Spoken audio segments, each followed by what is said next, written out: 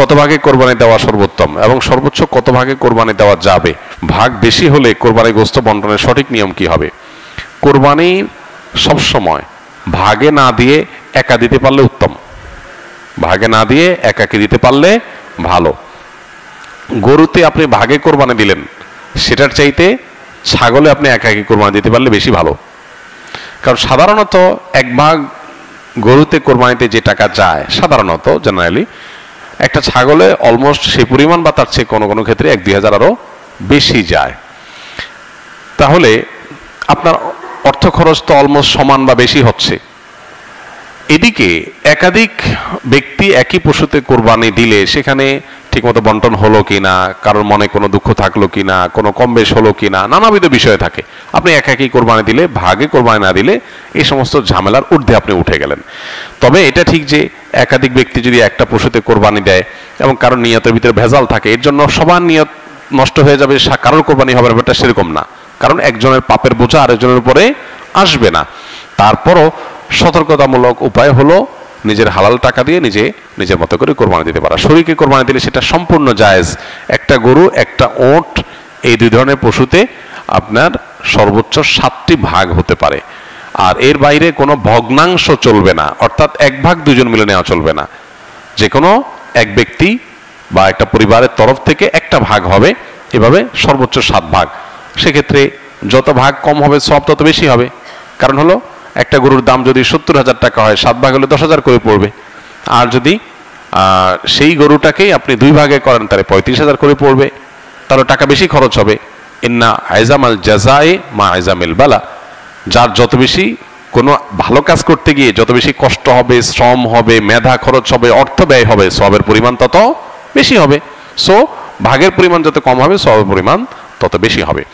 পাশাপাশি গোশত বন্টনের পদ্ধতি হলো যে কয় ভাগ হবে সেই কয় ভাগে কোরবানির গোশত বন্টন করতে হবে সমান হারে। এবং এক্ষেত্রে ভাগে কোরবানি দিতে গিয়ে, গোশত বন্টন করতে গিয়ে যদি কেউ তসরুফ করেন তো সেটা হারাম হবে, গুনাহের কারণ হবে এবং নাজায়েজ কাজ হবে। কয়েক ভাগে কোরবানি দেওয়ার পর যদি ওজন না করে অনুমান করে কোরবানির গোশত ভাগ করা হয় তাহলে কোরবানি হালাল হবে কিনা? অনুমান করে ভাগ করলে সেটা জায়েজ হবে তখন যখন শেয়ার হোল্ডার যারা আছেন, যাদের ভাগ আছে, তাদের কারোর মনে যদি কোনো দুঃখ না থাকে, তারা নিজেরা যদি সম্মত হন। ধরা যাক যে 2 ভাই মিলে কোরবানি দিয়েছেন, তারা চিন্তা করতেছেন এত এক্সাক্ট মাপামাপি করা ঝামেলার ব্যাপার, অনুমান করে আমরা ভাগ করে ফেলি, আমাদের কোনো দুঃখ নাই, একটু কম হোক বেশি হোক আমরা ভাই ভাই, কোনো অসুবিধা নেই। এটা যদি মন থেকে তারা সম্মত হন এবং আন্দাজ করে ভাগ করে নেন তাহলে ঠিক আছে, এটা জায়েজ আছে। কিন্তু একাধিক শেয়ার যখন থাকে তখন আসলে অনেকে হয়তো মুখে বলতে পারে হ্যাঁ অসুবিধা নেই, মনে তার দুঃখ থাকতে পারে। এই জন্য সেফ এবং নিরাপদ হলো যথাযথভাবে সেটা পাল্লায় ওজন করে হোক আর কোনো গামলায় মেপে হোক সমান সমান করে দেওয়া, এটা হলো সবচাইতে সেফ। যদি শেয়ার যারা আছেন তাদের কারোরই দুঃখ নাই এটা নিশ্চিত, তাহলে সেক্ষেত্রে আন্দাজ করে করলে অসুবিধা নেই। খুব বেশি যে প্রশ্নটি করা হয়েছে সেটি হচ্ছে জানতে চাওয়া হয়েছে 7 ভাগে কুরবানি করা যাবে কিনা। এই ধরনের প্রশ্ন কিন্তু আমরা আগে শুনতাম না। রিসেন্টলি কিছু কিছু স্কলারদের আলোচনা বা এতে করে লোকজন হয়তো বিভ্রান্তিতে ভোগেন কিংবা একটা ধোঁয়াশা তৈরি হয়, ফলে এই প্রশ্নটি করা হচ্ছে। আমরা আবহমান কাল থেকে আমাদের প্রিয় মাতৃভূমি বাংলাদেশে হয়তো ছাগল কুরবানি দিয়েছি অথবা গরু কুরবানি দিয়েছি সর্বোচ্চ 7 ভাগে। সো এটা আমাদের সবার কাছে জানা ছিল, এ নিয়ে আগে সংশয় ছিল না। ইদানিংকালে অনেকের মধ্যে এই বিষয়ে সংশয় জেগেছে। কেউ কেউ বলে থাকেন যে ভাগে যদি কুরবানি দেওয়া হয় 7 জনে মিলে, গরুতে বা মহিষে বা উটে, এই ভাগে কুরবানি হবে না, এটা অনেকে বলে থাকেন। এই কথাটি আসলে ঠিক নয়। আপনি যদি ভাগে কুরবানি দিতে চান এটি জায়েজ আছে, এবং একটি উটে বা মহিষে বা গরুতে আপনি সর্বোচ্চ 7টি ভাগে কুরবানি দিতে পারবেন ইনশাআল্লাহ। এ ব্যাপারে সহিহ মুসলিমের একটি হাদিসকে আমরা এখানে উল্লেখ করতে চাই।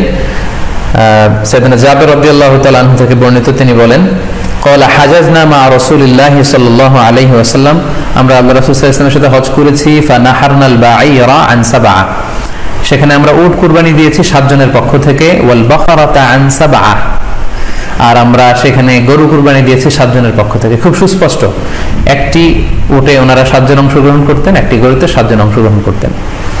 তো এই হাদিসের আলোকে অনেকে বলে থাকেন যে এটি হজের সময়, সফরের সময়, কিন্তু মুকিম অবস্থায় 7 ভাগে দেওয়া যায় না। আসলে এই কথাটিও ঠিক নয়, কারণ সুনানে আবু দাউদের আরেকটি হাদিসে এসেছে যেখানে আল্লাহ রাসূল সাল্লাল্লাহু আলাইহি ওয়াসাল্লাম সুস্পষ্ট বলেছেন, সেখানে হজ বা কোনো সফরের উল্লেখ নেই, সেটা হচ্ছে জেনারেল স্টেটমেন্ট। অর্থাৎ আল বাকারাতু আন সাবা, গরুতে সর্বোচ্চ 7 অংশ দিয়ে কুরবানি দেওয়া যায়, ওয়াল জাজুরু আন সাবা, আর উটের ক্ষেত্রেও সর্বোচ্চ 7 অংশ দিয়ে কুরবানি দেওয়া যায়। তো এই হাদিস, দ্বিতীয় যে হাদিসটা উল্লেখ করলাম, এটা হচ্ছে জেনারেল স্টেটমেন্ট, সেখানে সফর মুকিম কোনো কথা বলা হয়নি। ইন জেনারেলি বলা হয়েছে যে উটে 7 ভাগ দেওয়া যায়, গরুতে 7 ভাগ দেওয়া যায়। সো আমরা যারা ভাগে কুরবানি দিচ্ছি 7 জন মিলে একটি গরু, আপনারা নিঃসন্দেহে সানন্দ চিত্তে নিশ্চিন্তে কুরবানি দিতে পারেন। সহিহ হাদিসের আলোকে এটি সাব্যস্ত, এতে কোনো সমস্যা নেই ইনশাল্লাহ। তবে ভাগে কুরবানিতে কিংবা যৌথ কুরবানিতে কয়েকটি বিষয় আমাদেরকে খেয়াল রাখতে হবে। নাম্বার 1 হচ্ছে নিয়ত। আপনাদের ইন্টেনশনটা ক্লিয়ার হতে হবে। প্রত্যেকেরই যাতে একই ইন্টেনশন থাকে, সবারই যাতে ইন্টেনশন থাকে যে শুধুমাত্র আল্লাহ তাআলার সন্তুষ্টির জন্য আমরা এই কুরবানি দিচ্ছি। এখানে কয়েকজনের যদি ইন্টেনশন থাকে যে আল্লাহর সন্তুষ্টি, অন্যজনের যদি নিয়তে ঝামেলা থাকে, তাহলে কিন্তু কুরবানিটা প্রশ্নবিদ্ধ হয়ে যাচ্ছে। কারণ ইন্নামাল আমালু বিন্নিয়াত, মানে ইন্নামা সাওয়াবুল আমালি বিন্নিয়াত, সমস্ত কাজের প্রতিদান দেয়া হবে আপনার ইন্টেনশন বা নিয়তের উপর ভিত্তি করে। সো এজন্য যারা খুব বেশি মুখলেস, খুব বেশি মুত্তাকি, তারা অনেক সময় যৌথ কুরবানি দিতে চান না। তাদের সামর্থ্য না থাকলে ছোট একটা ছাগল দিয়ে তারা একাকী কুরবানি দিতে চান। The safe, he want to be in the safer side. কারণ যৌথ কুরবানি দিতে দিতে যে কার মনে কি চিন্তা, কার মনে কি নিয়ত, আমরা কিন্তু কিছু জানি না। সো যদি যৌথ কুরবানি দেন, কুরবানির আগে সবাইকে এটা কনসার্ন করে দেয়, রিমাইন্ডার দেয় যে ভাই আমাদের কুরবানিটা হবে শুধুমাত্র কেবলমাত্র আল্লাহ তাআলার সন্তুষ্টির জন্য, অন্য কোনো নিয়তের জন্য না থাকে, তাহলে কিন্তু আমাদের কুরবানি বরবাদ হয়ে যাবে। এটা হচ্ছে প্রথম কনসার্ন। 2 নম্বর কনসার্ন হচ্ছে হালাল উপার্জন দিয়ে কুরবানি হতে হবে। যৌথ কুরবানিতে কেউ কেউ যদি এমন থাকে যাদের উপার্জন হালাল না, সেই কুরবানি কিন্তু আল্লাহ তাআলার দরবারে কবুল হবে না। সো এটা খুব গুরুত্বপূর্ণ একটা বিষয়। আরেকটা হচ্ছে লৌকিকতা। লৌকিকতা যদি থাকে তাহলেও কুরবানি কবুল হবে না।